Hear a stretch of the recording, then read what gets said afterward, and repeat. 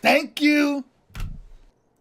ICE detains 5-year-old Minnesota boy arriving home.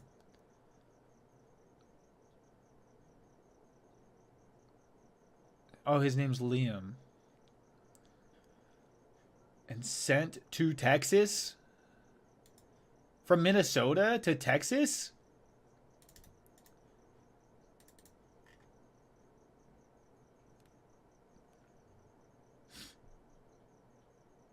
It's important to me, even as a former journalist, to not lose my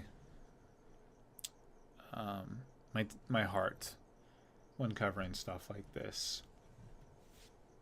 And it was important to me to take a close look at him. U.S. Immigration and Customs Enforcement, ICE, detained a 5-year-old Minnesota boy on Tuesday as he returned home from school and transported him and his father to a Texas detention center, according to school officials. He's 5. A preschooler. He's not even in kindergarten. While in their driveway, the superintendent of the school district in Columbia Heights said at a press conference on Wednesday, Liam, who had recently turned 5, is one of 4 children in the school district who have been detained. There have been 4 kids in this school district alone? By federal... Ah! Son of a bitch. That's crazy. This isn't even some outlier. He's one of 4 who've been detained by federal immigration agents. I didn't hear about this. I thought he was a special case. It's like, this is crazy. No. And it's not just the state. They're not. He's not just one of 4 children in the state who has been detained. He's one of 4 in the fucking school district. Dude, imagine getting a visit from... Is he here by himself? Imagine being a preschool teacher. Your day is full of coloring, crafts, snacks, stale teddygrams, 1, 2, 3s, ABCs, all that. And who comes in to tell you? Who provided the statement to the teacher? The principal? And you hear this. That kid, that cute kid. Hold on. We're going to come back to this. Every day, you see him enter your classroom. Chiquito. Chiquito comes to your classroom every day for coloring, crafts, ABCs, 1, 2, 3s. Ugh. And you get told that this motherfucker, this dude, just took him. Liam is a bright young student. He is so kind and loving, and his classmates miss him. He comes into class every day and just brightens the room. All I want is for him to be back here and safe. Yeah!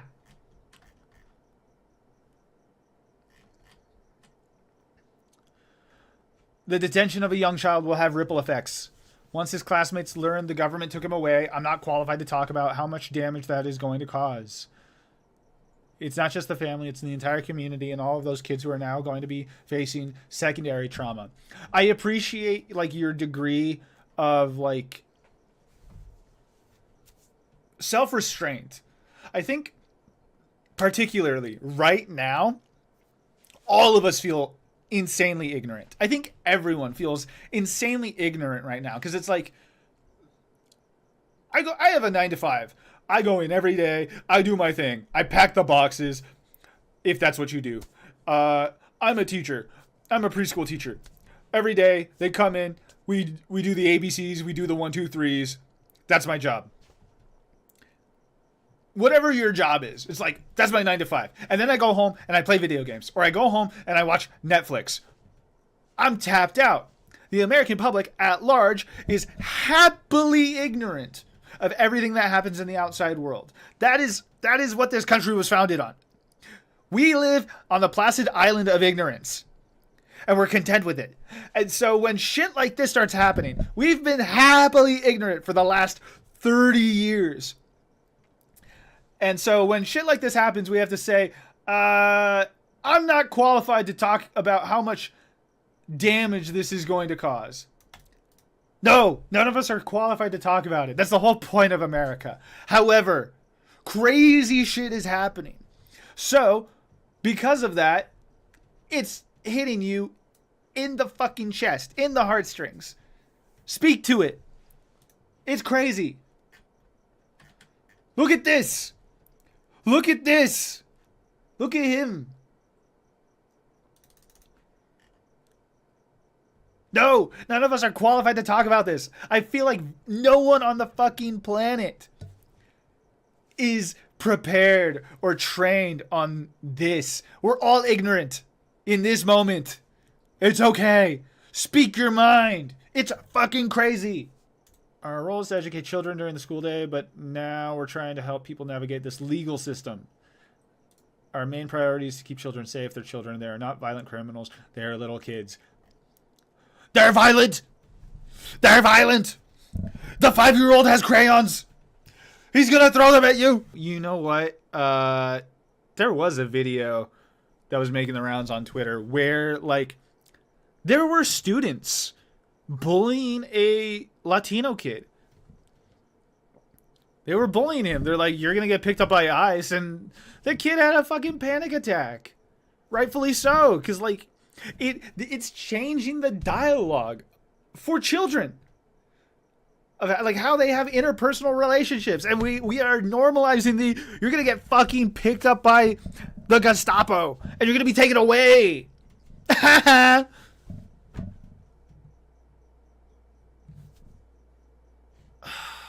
Ella Sullivan is Liam's preschool teacher. She says her students haven't asked about Liam yet, but they will. And she and other teachers wonder how they...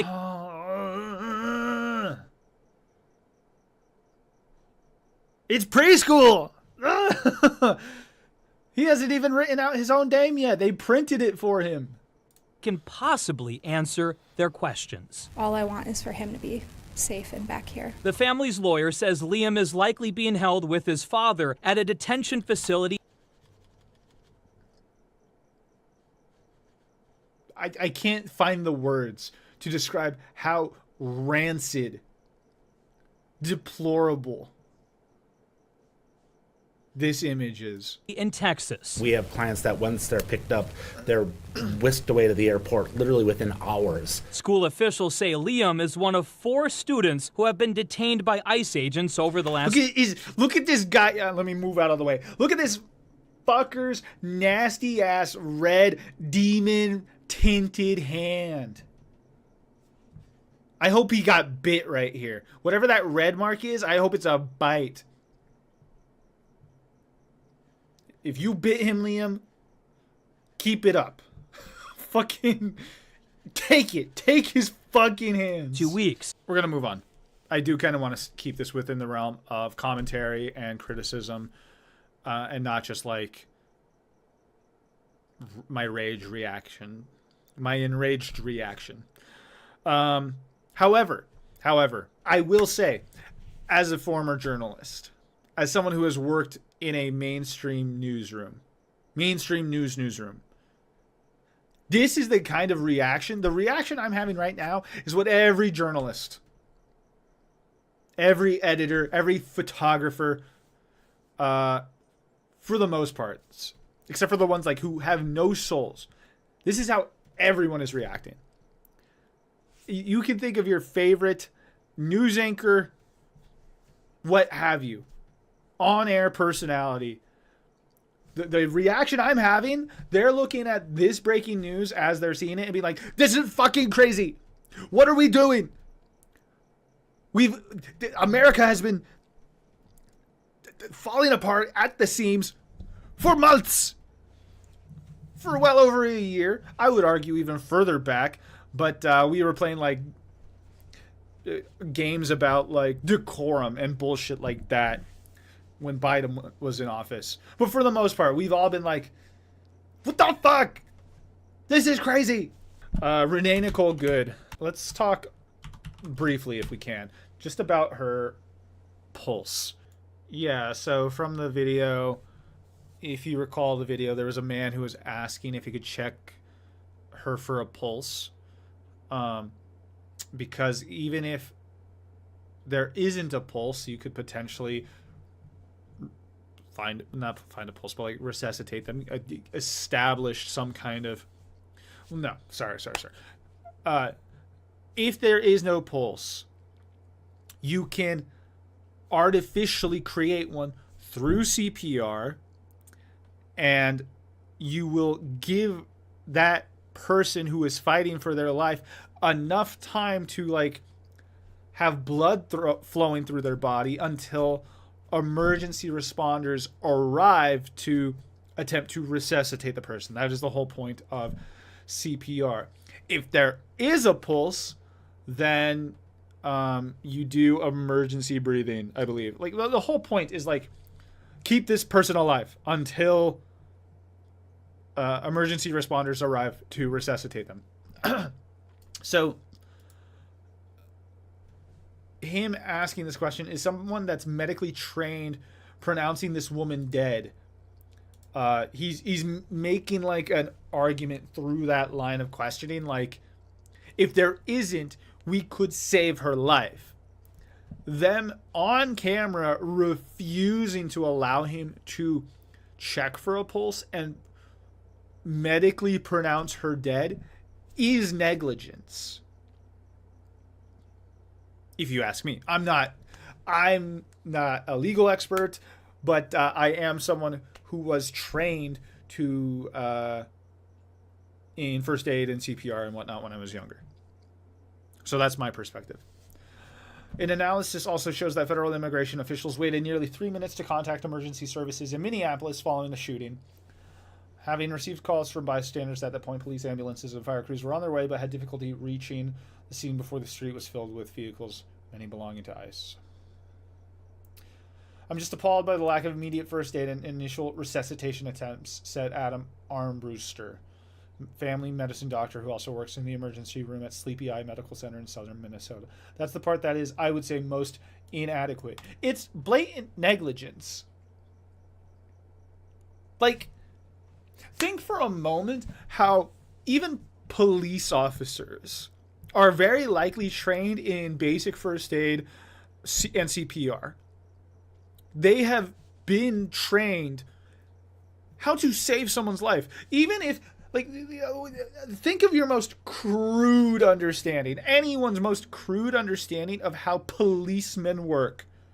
They shoot the bad guys. You a bad guy. Okay, cool. What happens after that? What happens after you've killed the bad guys? Were there hostages in your crude understanding of what a policeman's job is? Was someone hurt? Was someone knocked unconscious? You have to address that after you kill the bad guys.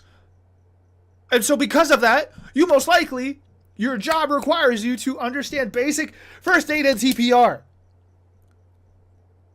Even if you yourself are not a medic, as a police officer, you know the medical guys will get here eventually to respond to the victims or whatever. Okay? Like the story doesn't end like in the movies. You killed the bad guy. Wow, everyone's safe and better and happy and living happy lives. Everyone that was killed suddenly stood up and walked away because the hero succeeded. Yeah! No! Even cops are trained in first aid and CPR. I don't even have to look it up. I'm not going to. I will ignorantly make this claim right here. And so for federal agents to like say to a person claiming to be a physician, no, you can't check the body for a pulse. It's negligence. Anyone who a police officer who has similar responsibilities or whatever to a federal agent would know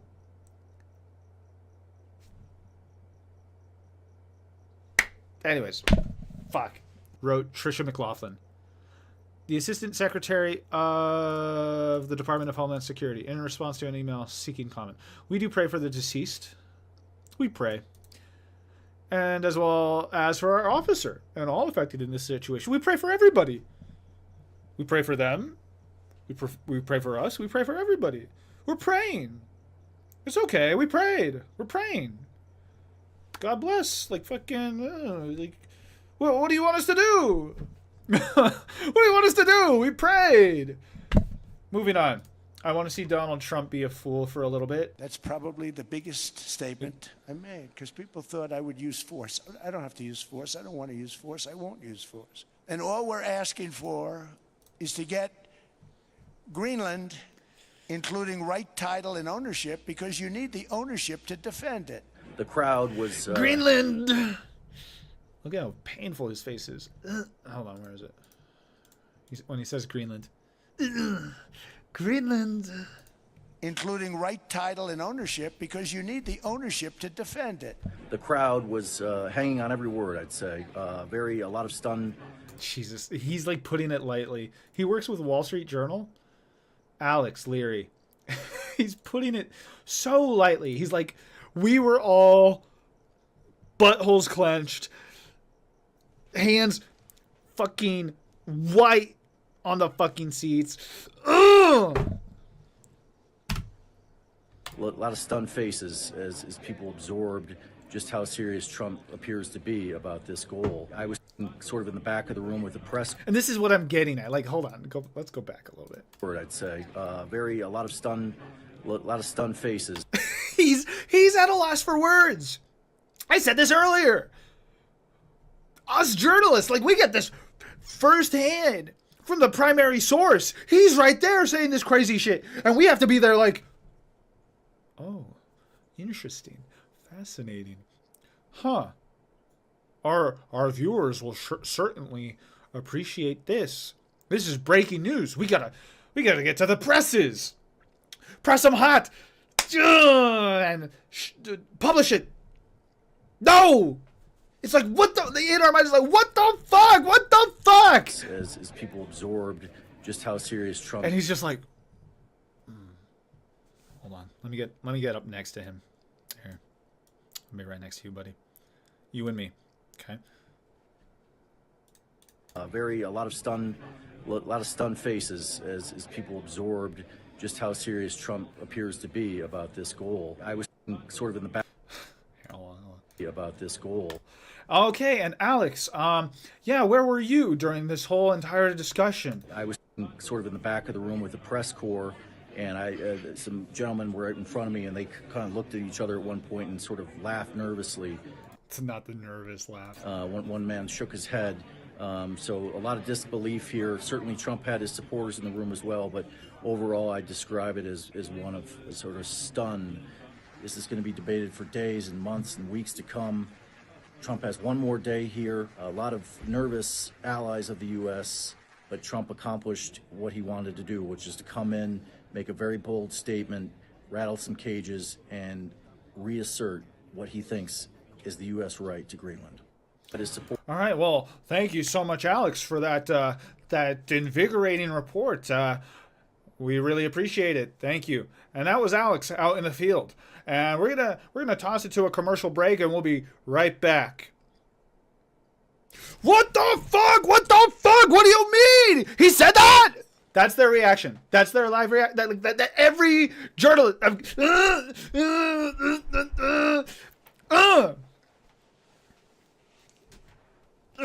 Okay. And we're going to talk more about everything that the president said with our White House correspondent, Fraser Jackson. Fraser, tell us then, what are your main takeaways from that speech? I don't want some correspondent talking about this. I want to hear him. I want to hear the Don. All right. Insider News has highlights. Let's do this. We won't get anything unless I decide to use excessive strength and force, where we would be, frankly, unstoppable. But if I did it, we'd be pretty friggin' unstoppable. You couldn't stop us. Because if I decide to, I may not, but you won't stop me. I won't do that. But I won't. I'm being a little coy. I may do it, I may not. Who knows? Okay? Now everyone's saying, oh, good. Jesus. That's probably the biggest statement I made because people thought I would use force. I don't have to use force. I don't want to use force. I won't use force. This is crazy. I'm trying to come up with like allegorical comparisons. Because I'm all about allegory. Okay? So who's a supervillain? I did like some crazy supervillain. And he's being coy. He's like, I could do it. I could blow up the planet. But I don't wanna do it. Because I'm cool. Unless I'm not. Just kidding, everyone. You like me, right? Greenland is a vast, almost entirely uninhabited and undeveloped territory, sitting undefended in a key strategic location between the United States, Russia. He's fucking salivating at the description he's given. He's like, it's unprotected. Oh, it's unprotected. Ooh. In China. That's exactly where it is, right smack in the middle. Wasn't it? Oh, it's strategic. Oh, it sounds so good. Oh, they're saying no. Oh, he's sorry. I can't be doing that. I can only role play that so much before I catch myself being like, oh wait, hold on. He's weird. You're imitating how weird he is. This enormous unsecured island is actually part of North America on the northern frontier of the Western Hemisphere. That's our territory. It's the United States alone that can. It's in the North American continent. That means it's mine. I know that they have something going on with Denmark, but it's over here. And that means it's mine. Mexico, Canada, it's all North America. And you know what's in North America? America. So it's mine. I get to have it. You don't. You're all the way in stinky Europe. Denmark. You stay over there. Greenland, it's my next door neighbor. That's mine. Venezuela has been an amazing place for so many years, but then they went bad with their policies. 20 years ago, it was a great country, and now it's got problems, but we're helping them. And those 50 million barrels, we're going to be splitting up with them, and they'll be making more money than they've made in a long time. Venezuela is going to do fantastically well. We appreciate all of the cooperation we've been. We appreciate your cooperation when we invaded, we stole, we abducted, we took him out of the country. The autonomous leader, we took him. Thank you for your cooperation. It's been a wonderful time. So happy that you cooperated.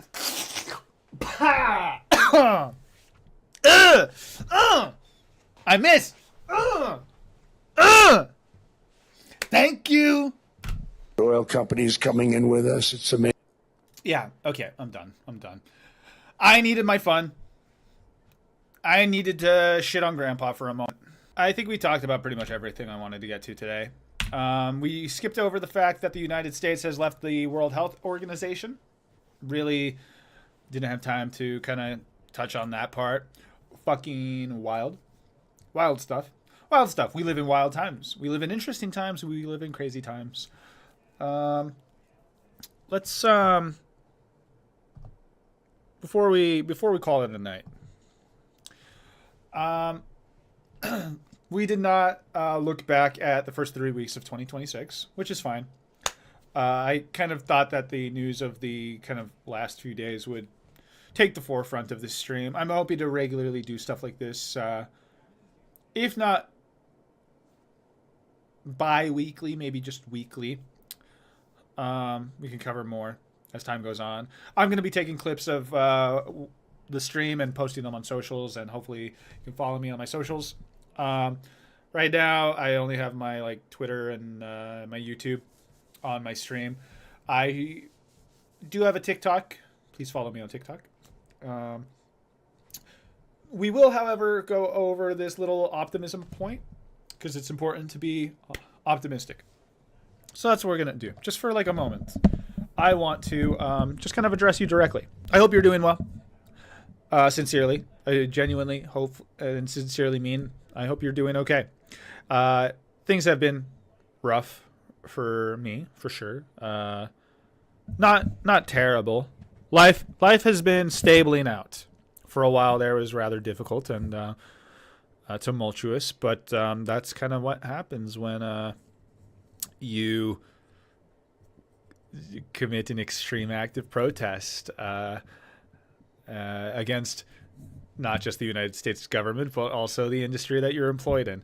And so for about a while, life was up and down. But I'm starting to get a sense of stability underneath my feet. I know that does not go for everyone. I know I am a very strange outlier in the fact that, like, life for me is okay, but I know it's not for everybody. There are still many people, both in this nation and across the world, who are struggling, especially because of the actions of the United States. I know a lot of people follow me on TikTok, on Instagram, on Twitter, who know me through my activism for Palestine. Shout outs. You guys, the people of Palestine give me so much hope and inspiration, and reassure me that there will be better days ahead, as long as we persevere. So it's important to keep persevering. The news cycle is tumultuous. Politics is tumultuous. And finding a healthy balance between everything takes immense strength. And I 100% advocate for finding a healthy balance. Do not overwhelm yourself with the news, with politics, with everything that happens every single day. You will go crazy if you do that. You will light your arm on fire in protest if you do something like that. And I don't recommend that.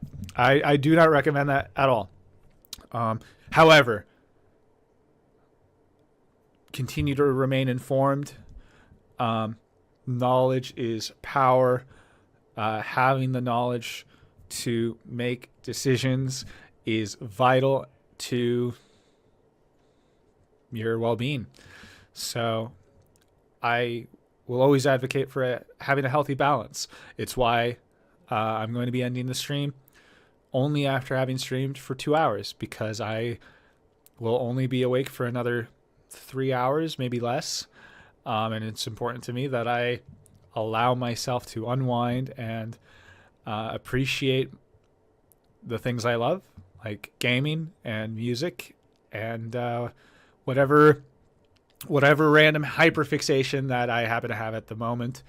I hope that you invest yourself and give yourself permission to hyperfixate on the things that bring you joy and comfort and happiness.